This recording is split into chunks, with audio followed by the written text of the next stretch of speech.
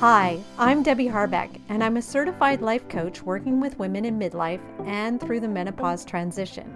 So each week, I'll be sharing the latest information, inspiration, and generate some momentum so you can move forward and feel more in control of your changing midlife body and your life. Let's go.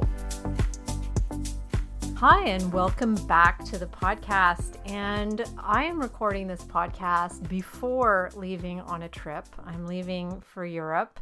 So when this podcast airs on the 23rd of October, then I will be in Italy. So I'm really excited about this trip. It's a trip kind of a lifetime because I'm going with my two daughters, and I never thought this would happen. So now that my daughters are adults, and I thought they're never going to want to travel with their mother, but they're on a trip with me right now. So I hope that things are going well, and I will share our adventures with you when I get back.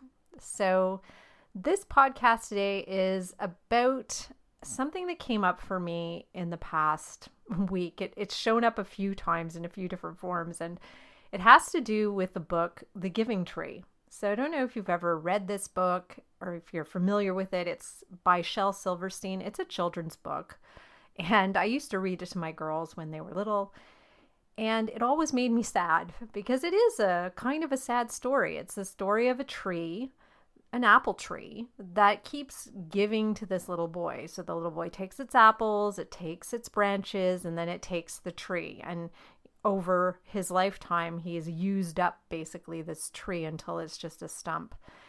And it always kind of made me sad. It always kind of brought tears to my eyes that this tree just kept giving and the boy just kept taking until it was gone. And again, it came up this week because I had a neighbor who had her tree cut down in her front yard. She lives right next to me. And I saw the whole thing. I saw the tree coming down. I knew it was coming down. I knew about it.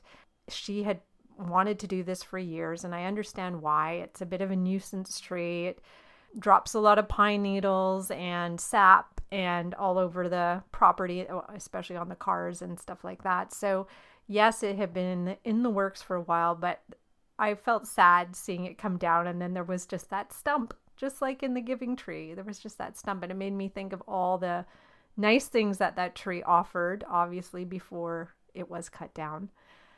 And then I was listening to a podcast, somebody else's podcast this week, who was talking about it and brought it up in the context of mothers and women and looking at the tree in that way. So as women, we are mothers, some of us, we're wives, some of us, we're caregivers, some of us play all those roles. And so many of us find ourselves giving at our own expense.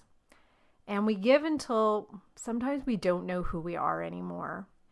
And I just interviewed somebody. So if you listened to my podcast last week with Debbie Weiss, she was a caregiver to an extreme level, right? So she was taking care of her father, her son, and her husband, and she gave up her life basically to do that. She didn't know she was doing that. I think we don't realize how much we're giving up when we step into these roles, but we don't have to give up that much. It just sort of happens. And it's not until we tend to get sick that we realize what we've been doing. So it's frustrating, I think, as women. I find it frustrating that we're told that giving and being selfless are the best and most noble things we can do.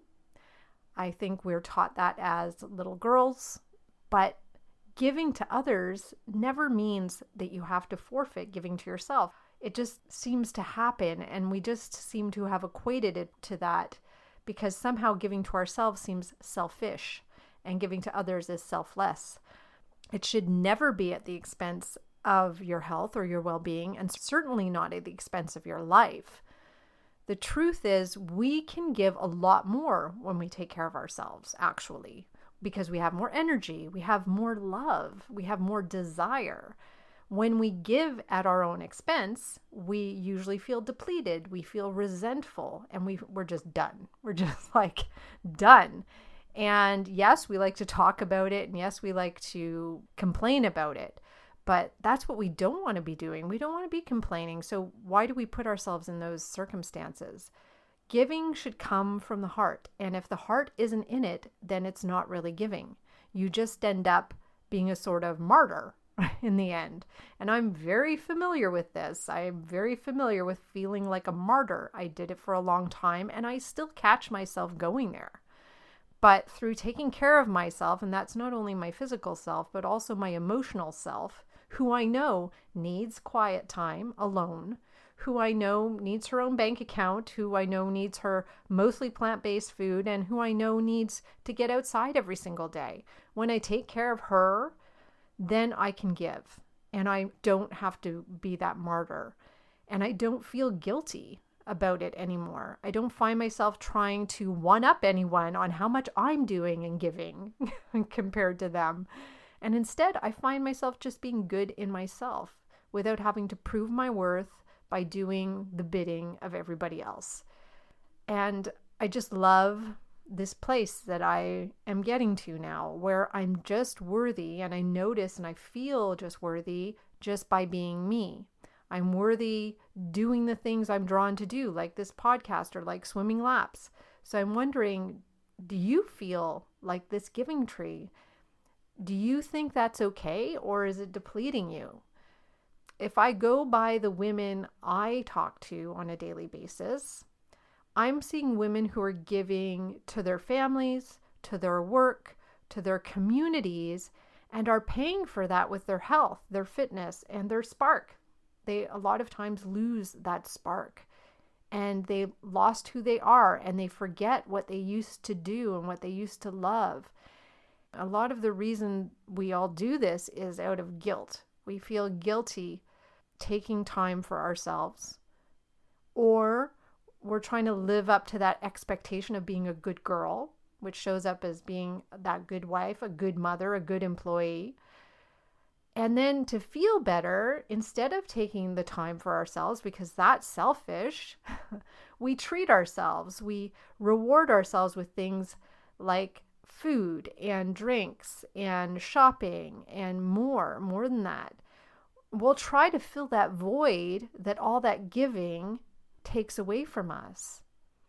And it's got to stop. We have to become aware of what we're doing and that it's not healthy for us. And in turn, when we're not healthy, we are not giving in a healthy way. So before we pass this on to another generation of girls and women, pass this idea on that we must put others first at the expense of losing ourselves, we have to realize that this is a very outdated societal idea that has caused so much needless suffering.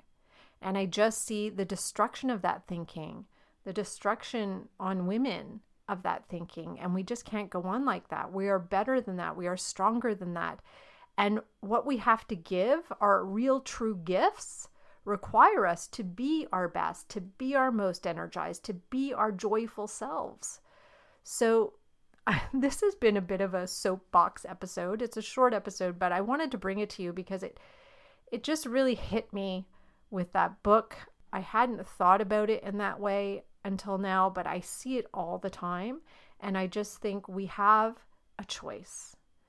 We can choose to live our lives taking care of ourselves and taking care of others, not instead of taking care of others.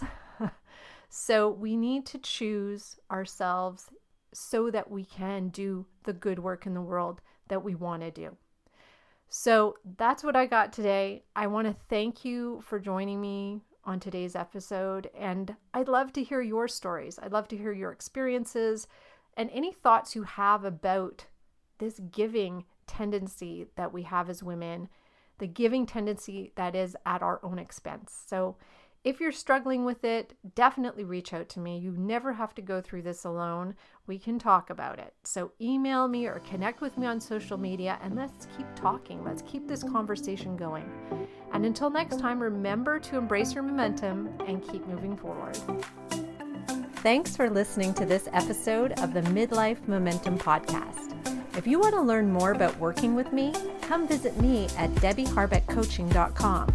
That's Debbie, I-E, Harbeck with a C, coaching.com. See you next week.